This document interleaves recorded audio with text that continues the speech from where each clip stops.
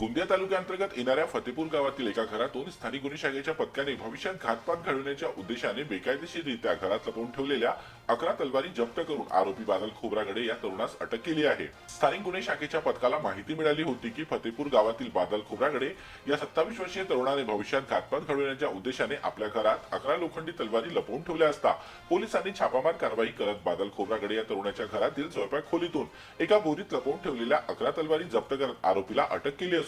बादल खोब्रागडे यास घातक हत्यास्त्र लोखंडी तलवारी बाळगण्याबाबत विचारणा केली असता त्यांनी त्यांच्याकडे मिळून आलेल्या लोखंडी तलवारीबाबत कसलेही कायदेशीर कागदपत्रे अगर परवाना नसल्याचे सांगून त्याच्या आतेभाऊ गौतम वहाणे राहणार वाजपेयी वाड गोंदिया याचे असल्याचे सांगून घरी आणून ठेवल्याचे सांगितले असता मिळून आलेला मुद्देमाल आरोपीच्या ताब्यातून हस्तगत करून जप्त करण्यात आला असून आरोपी विरुद्ध पोलीस ठाणे गंगाझरी येथे गुन्हा दाखल करण्यात आला असून पुढील तपास गंगाझरी पोलीस करत आहेत।